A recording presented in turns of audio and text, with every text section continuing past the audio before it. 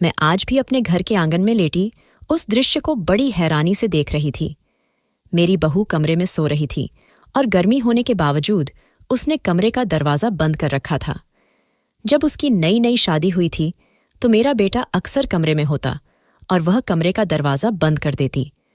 अभी भी उसकी शादी को ज्यादा वक्त नहीं हुआ था, लेकिन जब पति घर में ना हो और आपकी जवान बहू कमरे का दरवाज़ा बंद कर ले, वह भी रात के वक्त, तो आपको यह सोचने पर मजबूर होना ही पड़ता है कि बहू ऐसा क्या कर रही है। अगर उसे सोना ही था तो वह दरवाज़ा खोलकर भी तो सो सकती थी, वैसे भी इतनी ज्यादा गर्मी थी। मैंने तो उसे कहा था कि बाहर आंगन में मेरे साथ ही चारपाई डालकर सो जाए, लेकिन वह कमरे में सोने की जिद करती थी। जब आपका पति आपके साथ कमरे में हो तो फिर दरवाज़ा बंद करना समझ में आता है। फिर कोई मौसम भी नहीं देखता कि गर्मी है या सर्दी, क्योंकि वह पति पत्नी का आपसी मामला होता है। पर मेरा बेटा घर पर मौजूद नहीं था। इतनी गर्मी थी कि मुझे बाहर आंगन में भी नींद नहीं आ रही थी, लेकिन मेरी बहू इस गर्मी में भी दरवाज़ा बंद किए कमरे में मौजूद थी और कमरे से बाहर नहीं आ रही थी। कभी वह हंसती तो कभी किसी से बात करती। कई रातों से यही सब हो रहा था और आज तो मैंने पूरी रात जागते हुए सब कुछ देखा। पूरी रात वह किससे बातें करती रही, जबकि मेरे बेटे की नाइट शिफ्ट होती थी और वह इस देश में था ही नहीं। अगर वह दूसरे देश में भी होता तो शायद उसे रात को ही बात करने का मौका मिलता, क्योंकि जब कोई विदेश में होता है तो वह पूरा दिन काम करता है और रात को बात करता है। अगर वह कहती कि मैं आपके बेटे से ही बात कर रही हूं, यानी कि फोन पर बात कर रही हूं, तो मैं मान जाती कि चलो रात में दोनों बैठ के बात कर लेते होंगे, और जब पति पत्नी बात करें तो पूरी रात भी गुजर जाती है, पता नहीं चलता। लेकिन मेरे बेटे की तो नाइट शिफ्ट होती थी और दिन में यह बात नहीं करती थी, और जिस जगह वह काम करता था वहां उसे मोबाइल इस्तेमाल करने की इजाजत नहीं थी। सुबह मेरी बहू कमरे से बाहर आई तो मुंह हाथ धोने के लिए नलकी की तरफ बढ़ी। जब वह धो रही थी तो मेरी नज़र उसकी गर्दन पर पड़ी और मेरे कदमों तले से जमीन खिसक गई। उसकी गर्दन पर एक निशान था, किसी के दांतों का, जो किसी थकान जैसा निशान लग रहा था। इस निशान का क्या मतलब था यह मैं भी अच्छी तरह समझती थी और वह खुद भी जानती थी, लेकिन यह कैसे हो सकता था? मेरा बेटा तो इस देश में था ही नहीं, तो फिर यह हरकत किसकी हो सकती थी? मेरी बहू ऐसे रहती थी जैसे शादीशुदा औरत रहती है, जबकि उसका पति उसके साथ नहीं था।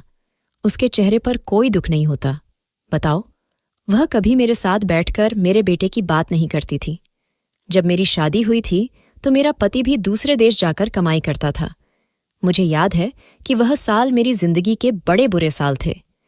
यूं तो मेरी सासू माँ से मेरी नहीं बनती थी, लेकिन अपना दिल बहलाने के लिए मैं उनके पास बैठ जाती और अपने पति की बातें करती तो मेरे दिल को बड़ा सुकून मिलता था। जब मैं कोई सज श्रृंगार करने लगती तो सोचती कि मुझे देखना किसने है, इसलिए असली में नहीं करती थी।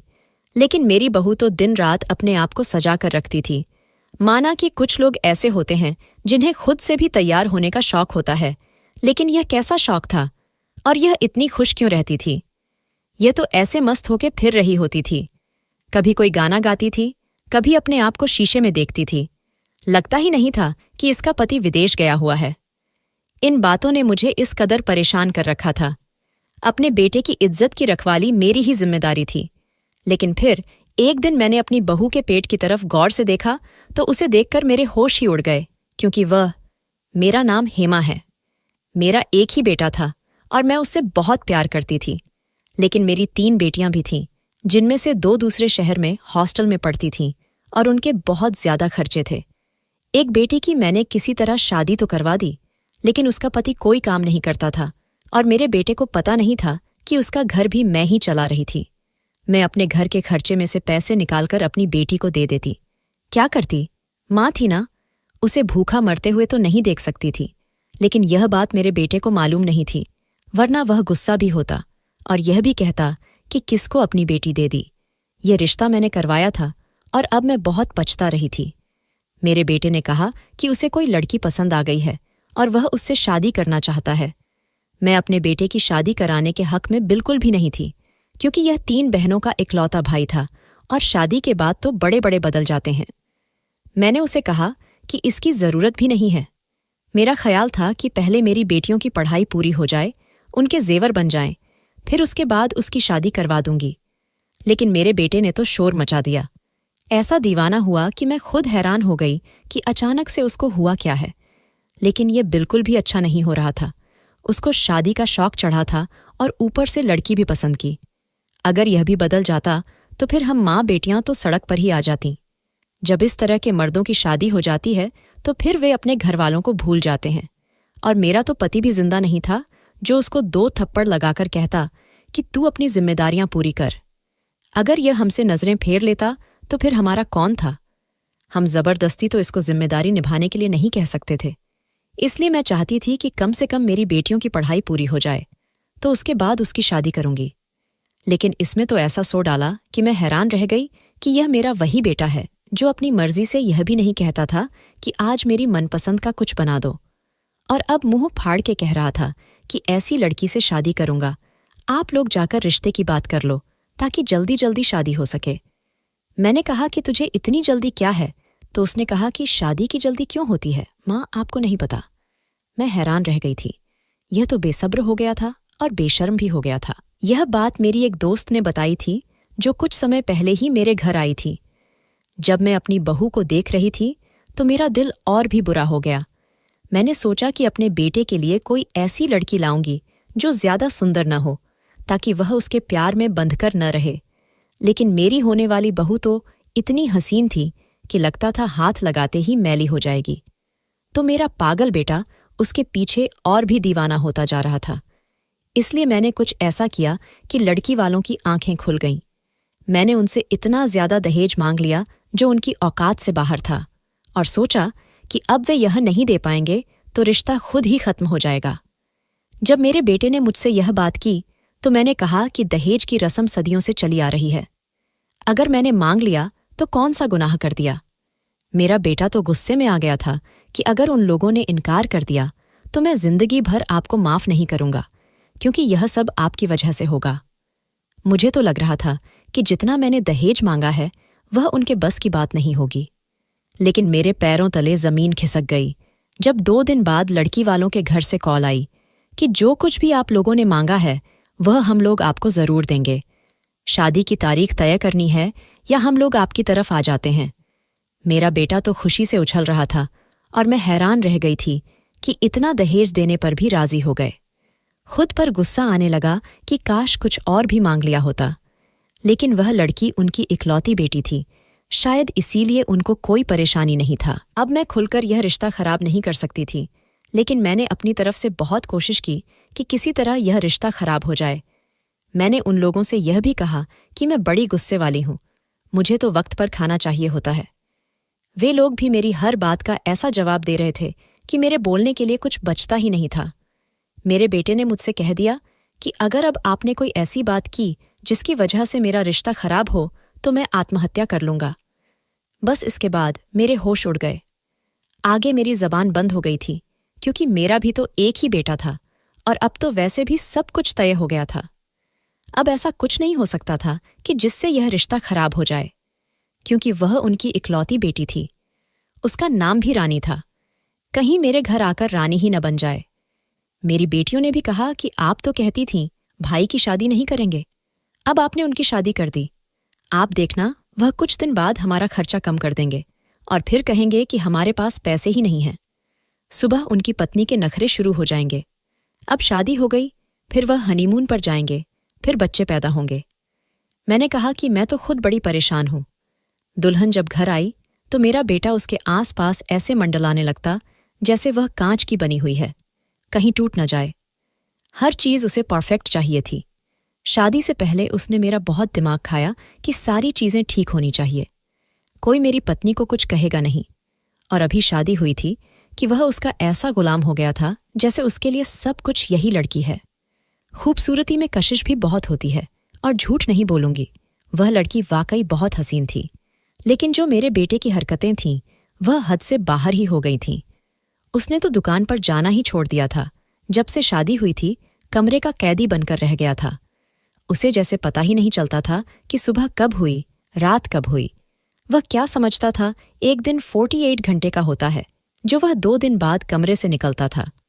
पता नहीं रात के किस वक्त घर पर ही खाना ऑन ऑर्डर कर लेता और खिड़की से खाना पकड़ लेता और अपने कमरे में बैठकर खा लेता और अपनी पत्नी को भी खिला देता और अंदर ही बैठा रहता। यह बात अपनी दोस्त को बताई तो उसने तो कानों को हाथ लगा लिया। उसने कहा कि तुमने तो अपने बेटे को खुद ही बर्बाद कर लिया। जब तुम्हें पता था कि तुम्हारा बेटा इस तरह का है तो फिर उसको लड़की इतनी प्यारी क्यों दे दी, और वह भी उसकी पसंद की। तुम्हें क्या लगता है वह कभी भी इस कमरे से नहीं निकलेगा? मुझे मेरी दोस्त ने मशवरा दिया कि अपने बेटे को मुल्क से बाहर भेज दो ताकि तुम्हारा बेटा भी हद में रहे। तुम्हारी बहू को भी पता हो कि मेरा पति घर पर नहीं है तो वह घर की जिम्मेदारी उठाए और पैसे भी खूब आएंगे। तुम्हारा बेटा पढ़ा लिखा है, एक दफा पहले भी जा चुका है, उसको मुश्किल नहीं होगी। यह मशवरा बहुत अच्छा लग रहा था। मैंने घर आकर ही यह पटाखा फोड़ दिया और कहा कि पहले भी तो एक बार गए थे, इसीलिए तुम्हारे लिए कोई मुश्किल बात नहीं होगी। वहां पर कमाओ, दोनों बहनों की शादी करनी है, उनके दहेज का इंतजाम कर दो। उसके बाद चाहे तो अपनी बीवी को भी साथ ले जाना या चाहे हमेशा के लिए यहीं आ जाना, मुझे कोई परेशानी नहीं है। मैं तो अपने भाई के घर चली जाऊंगी। मेरा बेटा तो शोर मचाने लगा कि मैं तो बिल्कुल भी नहीं जाऊंगा। ये आपने क्या कह दिया है? मैं यहां रहकर कुछ करूंगा। मैंने कहा कि तुम नहीं कर सकते। दुकानदार घर बैठकर नहीं रहते और दुकानदार सुबह से रात तक अपनी दुकान पर बैठता है। अपने कमरे में बैठकर तुम दुकान नहीं चला सकते। बाहर के मुल्क जाओ, साल में 2 दफा आया करो, बस काफी है। मुझे तो पता था कि वह अपनी पत्नी को साथ लेकर जाएगा नहीं, लेकिन अभी उसको मनाने के लिए मैं कुछ भी कहने को तैयार थी। मैं इसको दाना डाल रही थी कि वह इस बात को सोचने पर मजबूर हो जाएगा। थोड़े दिन की तो मुसीबत है, फिर मैं चला जाऊंगा, अपनी पत्नी को भी साथ ले जाऊंगा। सारी जिंदगी हम लोग हनीमून मनाएंगे। मुझे पता चल गया था कि मेरे बेटे की सोच कैसी है, लेकिन मुझे इससे पहले उसकी सोच का अंदाजा नहीं हुआ था। मेरे बेटे ने जाने से इनकार कर दिया, लेकिन मैं भी उसकी माँ थी। मैंने खाना पीना छोड़ दिया। वह पत्नी और माँ में फंस गया, लेकिन उसने अपनी माँ को ही चुना। उसने कहा कि ठीक है, मैं बाहर के मुल्क जाने के लिए तैयार हूं। वैसे मुझे उम्मीद नहीं थी जल्दी मान जाएगा। उसकी पत्नी भी खामोश थी। मेरा बेटा तो हट से ही अड़ गया था, लेकिन फिर मेरी बात मान गया। वैसे मैं बड़ी ज्यादा हैरान थी। शाम को कहने लगा कि मैं नहीं जाऊंगा, कभी भी नहीं जाऊंगा। जब इधर काम है तो इधर ही करूंगा। लेकिन जब मेरी तबीयत खराब हुई तब भी उसने मुझसे सिर्फ एक दफा पूछा था और उसके चेहरे पर कोई परेशानी नहीं थी। लेकिन अब सुबह सुबह उसने आकर खबर सुना दी कि मैं आपकी बात मानने को तैयार हूं और मैं चला जाऊंगा। मुझे भी खुशी हुई कि आखिर उसने मेरी बात मान ली। मानता भी क्यों ना, बेटा तो मेरा ही था ना। 2-3 हफ्तों बाद टिकट लेकर रवाना हो गया। उसके जाने के बाद उसकी पत्नी उदास थी। कुछ दिन तक उसने ऐसा मुंह बना रखा था कि जैसे वह बहुत परेशान है, जैसे कुछ कहना चाहती थी। सोचती होगी कि यह सब कुछ मेरी वजह से हुआ है, लेकिन मैं भी तो मजबूर थी, मैं क्या करती। मैंने उसे बुलाया तो उसने मेरी बात नहीं सुनी। साफ पता चल रहा था कि वह मुझे दिखा रही है कि मैं आपकी वजह से परेशान हूं, लेकिन मैंने गुस्सा नहीं किया। इतना तो सही था। मैंने उसे कहा कि जब पति परदेश में हो तो उसे रो रो कर नहीं दिखाते, कुछ भी हो जाए तो उससे कहते हैं कि सब ठीक है। उसने भी कहा कि ठीक है। मैं बहुत खुश थी कि चलो, बेटा भी मान गया और बहू भी काबू में आ गई। मेरी बहू सारा दिन घर के काम भी करती, कोई बात भी न करती, न ज्यादा बोलती, न मेरा सर खाती। लेकिन रात होते ही इस घर में एक ऐसा काम होना शुरू हो गया कि मैं बहुत ज्यादा परेशान हो गई। गर्मियों के दिन थे, मैं अपना बिस्तर बाहर सहन में लगाकर सो जाया करती थी। सच कहूं तो सहन में भी गर्मी की कोई कमी नहीं आती थी। एक शादीशुदा जोड़े को कमरे में सोने की जरूरत होती है, चाहे गर्मी हो या सर्दी। उनको कमरा बंद करके अंदर ही सोना पड़ता है, खास करके शादी के शुरू के दिनों में। पर मेरा बेटा तो घर नहीं था, तो मैंने अपनी बहू से कहा कि तुम भी अपनी चारपाई बाहर सहन में ही डालो, अंदर गर्मी में तो किसी का भी दम घुट जाएगा। पर वह कहने लगी कि नहीं, मुझे अंदर ही सोना है। मैंने उसे समझाया कि नहीं, गर्मी है, लेकिन उसने बात न मानी। मैंने कहा चलो ठीक है, जब गर्मी लगेगी तो खुद ही बाहर आ जाएगी। आधी रात को वैसे भी लाइट चली जाती थी और वो वक्त बहुत ही बुरा होता था, क्योंकि अच्छे भले इंसान की नींद भी खराब होती थी और गर्मी से 1 घंटा गुजरता भी न था। लेकिन मेरी बहू तो उस घंटे में भी बाहर न आई। रोज रात को अंदर ही सोने लगी। उसके कमरे की लाइट भी काफी देर तक ओनन रहती थी और कभी कभी मुझे उसकी आवाज भी आती थी। सोचने लगी कि मेरे बेटे से ही बात कर रही होगी। अगले दिन उसे टोक भी दिया, कहा कि ज्यादा उसे अपनी तरफ मत लगाओ, उसको काम करने दो। दिन भर काम करेगा और रात भर तुमसे बातें करेगा तो फिर आराम किस टाइम करेगा? पत्नी वही अच्छी होती है जो अपने पति के आराम और सुकून के बारे में सोचती है। बंदा 2-4 दिन बात कर लेता है। ये रोज रोज की बातें करना मुझे पसंद नहीं है। मैं तुम्हें मना कर रही हूं, तुम उसे खुद ही मना कर देना। मेरी बहू ने कहा कि आइंदा ऐसा नहीं होगा, और उस रात ऐसा हुआ भी नहीं। पर सुबह जो हुआ वो देखने के बाद तो मेरे कदमों तले से जमीन निकल गई। मेरी बहू के चेहरे पर दांतों के निशान थे, लेकिन मेरा बेटा तो परदेस में बैठा था। फिर ये काम किसका था? मैंने अपनी बहू से पूछ ही लिया, क्योंकि खुद ही परेशान होने से मेरा ही खून जल रहा था। मैंने उससे पूछा कि ये तुम्हारी गर्दन और चेहरे पर क्या हुआ है? तो उसने कहा, कोई मच्छर काट गया होगा। लेकिन क्या वह मुझे पागल समझती थी? क्या वह ये नहीं जानती थी कि हर औरत जानती है कि ये किस चीज का निशान है? मेरी भी शादी हुई थी, मैं समझती थी इन चीजों को। वो दांतों के निशान थे, तो क्या इसका मतलब है कि मेरे बेटे के जाते ही मेरी बहू ने किसी के साथ चक्कर चलाना शुरू कर दिया था? जबकि अभी तो मेरे बेटे को गए हुए सिर्फ 3 हफ्ते ही हुए थे। ये किस किस्म की लड़की थी? 3 हफ्ते भी अपने पति के बिना नहीं रह सकी। और अगर ऐसा कुछ था तो फिर मुझे क्या करना चाहिए था? क्या मुझे अपने बेटे को बताना चाहिए था कि उसकी पत्नी बदकिरदार लड़की है? लेकिन ये मैं कैसे कह सकती थी? मुझे इसके लिए सबूत की जरूरत थी। मुझे संदेह होने लगा कि शायद रात में मेरे सोने के बाद उसकी खिड़की के रास्ते कोई उसके पास आकर उसे मिलता होगा। मैंने गौर किया कि उनके कमरे में एक बहुत बड़ी खिड़की थी, जो तकरीबन दरवाजे की तरह ही थी और गली में खुलती थी। वहीं से ये लोग चोरी छुपे खाना ऑन ऑर्डर करते थे। जब डिलीवरी बॉय आता था तो वहीं से पकड़ लेते थे। कहीं ये सब कुछ उसी रास्ते से तो नहीं हो रहा था, इसलिए शायद वो गर्मी में भी अपने कमरे में ही सो जाया करती थी। मैंने अपनी बहू से कहा कि कल से तुम भी बाहर सोया करोगी। उसने कहा कि बाहर नहीं सो सकती, मुझे नींद नहीं आती, ऐसा लगता है कि कोई देख रहा है। मैंने उसे कहा कि मैं तुम्हारे साथ ही होंगी, डरने की जरूरत नहीं है। बड़ी मुश्किल से मैंने उसकी चारपाई अपनी चारपाई के साथ डलवा ही ली और उसे कहा कि सो जाओ। मैंने उस पर इतना दबाव डाला कि वह भी आकर बाहर लेट गई। लेकिन जब आधी रात हुई तो मेरे कदमों तले जमीन निकल गई, क्योंकि मेरी बहू चारपाई पर नहीं थी। वो अपने कमरे में जाकर सो चुकी थी और उसके हंसने की आवाजें आ रही थीं। कमरे की लाइट भी ओनन थी। अगले दिन मैंने अपने बेटे को कॉल की और बातों बातों में उसे इशारा करने की कोशिश की। मैं हैरान थी कि वो मेरे इशारों को समझ ही नहीं रहा था। मैंने उसे एक झूठी कहानी भी सुनाई कि एक लड़की थी जिसका पति देश से बाहर गया हुआ था और पीछे उसने किसी और से चक्कर चला लिया। तो कहने लगा, कैसे कैसे लोग होते हैं इस दुनिया में, खैर भगवान सब पर कृपा करे। मैंने अपनी बहू की 4 बुराइयां की तो उसने इस पर भी बुरा न माना। उसका कहना था कि कोई बात नहीं, जैसे अपनी बेटी को डांट लेती है, समझा लेती है, वैसे ही इसे भी गलती हो गई होगी। अगर आप इसको बेटी समझती हैं तो माफ कर दें, और अगर फिर भी आपने कुछ कहना है तो कहें, मुझे कोई फर्क नहीं पड़ता। बेशक इसको डांटें, माँ की तरह समझाएं, आप इसकी माँ ही तो हैं, वो आपकी बात का बुरा भी नहीं मानेगी।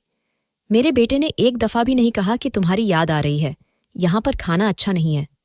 वो पहले एक दफा परदेस गया था, सिर्फ 3 महीने के लिए, और 3 महीने में ही इतना तंग हो गया था कि 1 महीना उसका और रहता था, लेकिन वो वापस आ गया था। इस बार तो कोई बात ही नहीं की, बेफिक्र लग रहा था कि जैसे कुछ हुआ ही नहीं है, जैसे दूसरी गली में ही बैठा है। शायद उसे आदत हो गई थी, लेकिन उसकी पत्नी पीछे क्या कर रही थी समझ से बाहर था। सबूत के बिना कुछ बता भी नहीं सकती थी। मैं पहले ही उसके खिलाफ थी। ये जो जरूरत से ज्यादा खूबसूरत लड़कियां होती हैं, इनके यही काम होते हैं। मेरी बहू ने एक और काम किया।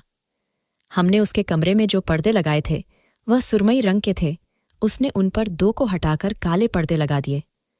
मैंने कहा कि एक तो गर्मी का मौसम है, ऊपर से तुमने काले पर्दे लगाए हैं, इस तरह तो गर्मी भी आएगी और मच्छर भी आएंगे। वह कहने लगी कि मुझे काले पर्दे अच्छे लगते हैं ताकि कोई अंदर न झांक सके। यही उसके दिल की बात थी। मैंने कहा कि तुम्हारे कमरे में किसने झांकना है? तो वह कहने लगी कि मजाक कर रही हूं माँ जी, लेकिन बस मुझे काले पर्दे अच्छे लगते हैं। बेटे से बात होती थी, उसने कहा कि नाइट ड्यूटी लग गई है, बड़ा मशरूफ रहता हूं। वो मेरी किसी बात में संजीदा नहीं लग रहा था।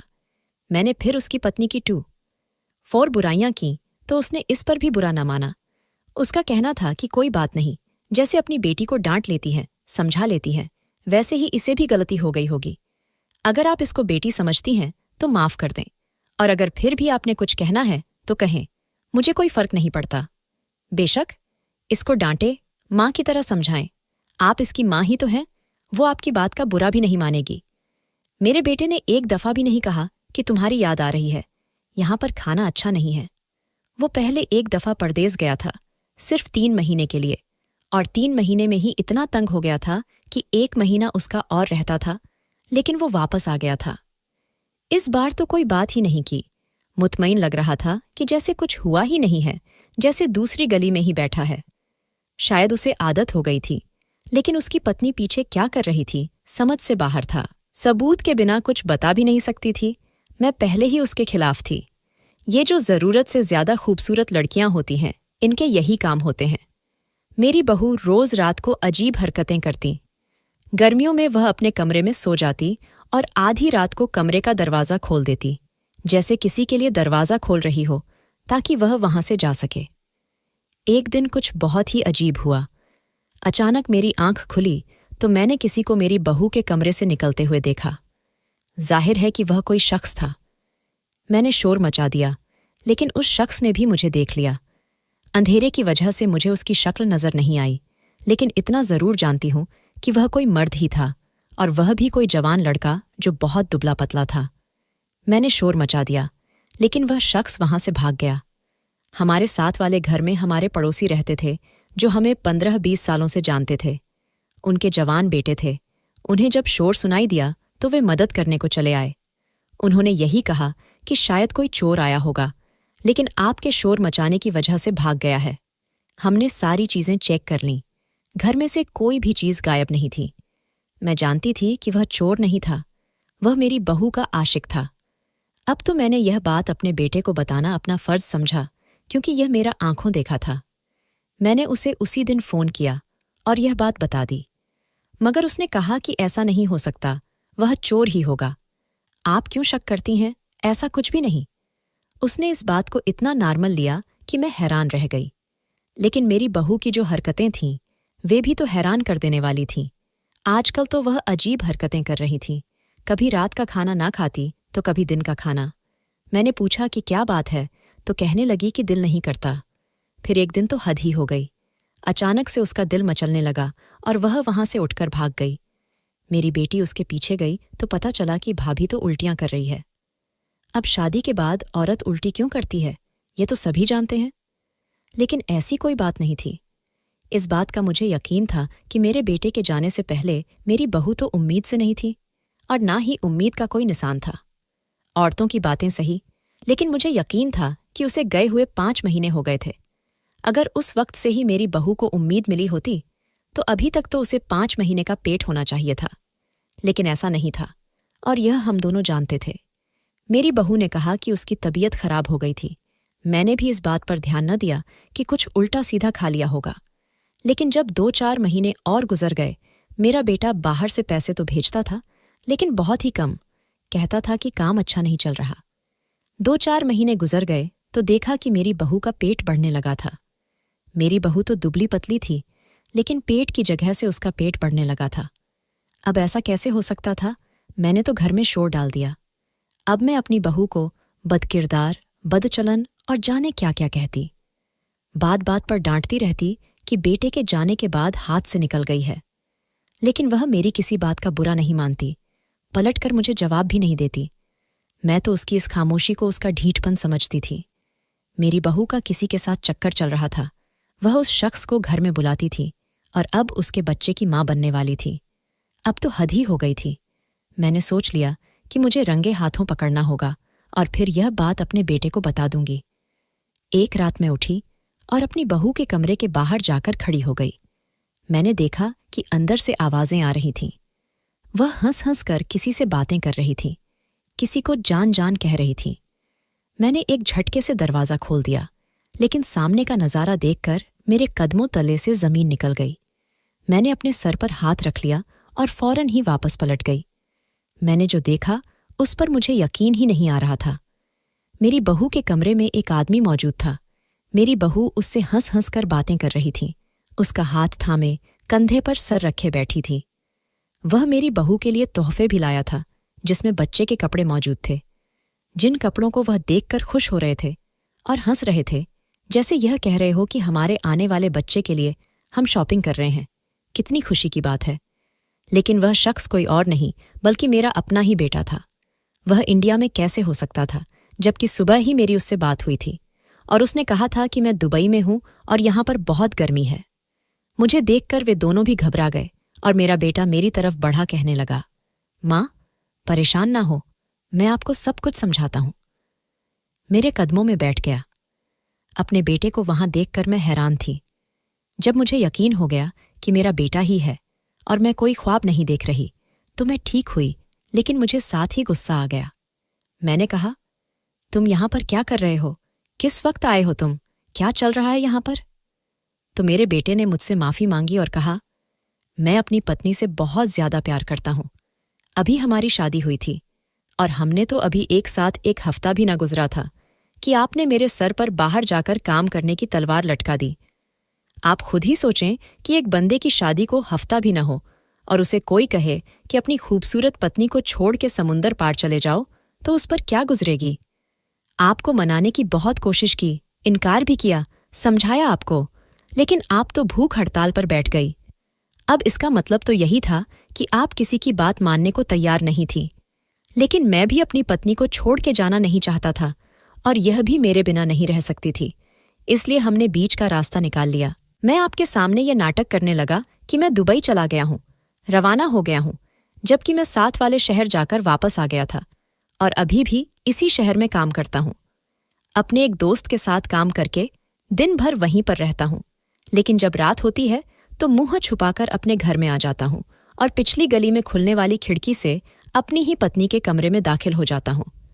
वापस जाने के लिए कभी कभी मैं दरवाज़ा भी इस्तेमाल कर लेता हूं, क्योंकि उस वक्त आप सो रही होती हैं। लेकिन उस दिन आपकी आंख खुल गई थी। जिसको चोर समझा था वो आपका बेटा ही था। आपने ही मुझे यह सब करने पर मजबूर किया है। आपने मुझे मजबूर किया कि मैं आपको धोखा दूं और मैं आपको कम पैसे भेज रहा था क्योंकि मैं इंडिया में ही रहते हुए कमा रहा हूं। मैंने अपने बेटे को बुरा भला कहना शुरू कर दिया कि अगर इतनी ही आग लगी थी दिल में, अपनी पत्नी से दूर नहीं रहा जा सकता था, तो फिर डर किस बात का था? मुंह से बोल देता कि ऐसा है तो मैंने क्या तलवार लेकर तेरे पीछे पड़ जाना था। मैंने गुस्से से कहा तो मेरा बेटा प्यार से बोला, आपको नाराज करने का डर था। मैं अपनी पत्नी और आपको चुनना चाहता था, लेकिन इसका मतलब यह नहीं कि अपनी पत्नी को एक तरफ रख देता। आपने मेरी पत्नी को कितने गंदे गंदे इल्जाम लगाए, उसे गालियों से पुकारने लगी, लेकिन उसने आपकी किसी बात का जवाब तक नहीं दिया, जबकि उसके पास बहुत अच्छा जवाब था। यह बच्चा मेरा है, आप दादी बनने वाली हैं और आपको पता है हमारे घर में एक प्यारा सा बेटा होने वाला है। आज यह बात हमें पता चल गई है। अब आपको सब कुछ पता चल ही गया है, तो मैं आपको यही कहूंगा कि मैं अपनी बीवी और होने वाले बच्चे को छोड़कर नहीं जा सकता। आप लोग मेरी फैमिली हैं, लेकिन ये लोग भी तो मेरी फैमिली हैं, मेरी जिम्मेदारी हैं। अपने घर को छोड़कर मेरे लिए ही तो आई है। मेरे बेटे ने मुझे बहुत प्यार से समझाया और मैंने उसे माफ कर दिया। मैंने कहा कि शायद मैं खुदगर्ज हो गई थी, क्योंकि गलती मेरी थी। मेरे बेटे ने भी वादा किया कि वह हमेशा हम सबका ख्याल रखेगा। फिर उसने यहीं पर रहकर एक नया काम शुरू किया, जिससे उसकी अच्छी खासी आमदनी आने लगी। भगवान ने उसे प्यारा सा बेटा दिया है, बहुत प्यारा है। घर में रौनक लग गई है। अपनी दोनों बेटियों के लिए दहेज भी इकट्ठा कर रही हूं और ये मेरे बेटे की बदौलत ही हो रहा है। सब साथ रहते हैं, कोई ना कोई छोटी बड़ी चीज लेकर हम रख रहे हैं और रिश्ता भी तलाश कर रही हूं। सोचती हूं कि दोनों बेटियों की शादी एक साथ ही करवा दूं। अपनी बहू से एक ही दफा माफी मांगी तो उसने मुझे फौरन माफ कर दिया। अच्छी है और मैं अपनी फैमिली के साथ खुश हूं। और खुशी की बात तो यह है कि जब से मैंने अपने बेटे को इजाजत दी है कि वह घर पर ही रहे, अपनी पत्नी के साथ रहे, कहीं भी न जाए और मैं उस पर कोई दबाव नहीं डालूंगी, तब से वह ज्यादा अच्छे से काम करने लगा है और पहले से ज्यादा पैसे कमाने लगा है। मुझे ऐसा लगता है कि रिश्तों को परीक्षा में नहीं डालना चाहिए। अगर रिश्ते जीत भी जाएं तो मोहब्बत हार जाती है। और फिर इंसान की जिंदगी में यही तो रिश्ते होते हैं, उसकी पत्नी, उसकी माँ, उसकी बहन। क्यों उसे ऐसी परीक्षा में डाला जाए कि वह उनको छोड़कर जाए? नहीं नहीं, ऐसा नहीं करना चाहिए। बाकी भगवान है ना, वह सब कुछ संभाल ही लेता है। कोई भूखा नहीं सोता हमारे घर में। जब से छोटा सा बच्चा आया है तब से हमारे घर के हालात बहुत अच्छे हो गए हैं। और मेरी बहू भी अच्छी है, कभी मेरे सामने कुछ नहीं बोलती। मैंने उसके बारे में न जाने क्या क्या सोचा था, उसे कैसे कैसे इल्जाम लगाए थे। अपने दिल में उसके बारे में बहुत बुरा सोचा था। कहते हैं कि किसी के बारे में इतना सोचना भी बड़ी बात होती है। मैंने उसके मुंह पर भी यह सब कुछ बोला था। मैंने उसको बहुत बद्दुआएं दी थीं। सोचती थी कि कितनी बुरी लड़की है, कहाँ से मेरी बेटे की जिंदगी में आ गई। लेकिन वह सबसे अच्छी लड़की है जो मेरे सामने आज तक नहीं बोली। मेरी बेटियों का भी ख्याल करती है और हमारे घर में इतना सुकून है कि जितना आज तक नहीं था। दोस्तों, वीडियो कैसा लगा? कमेंट करके ज़रूर बताएं। वीडियो को लाइक और चैनल को सब्सक्राइब ज़रूर करें।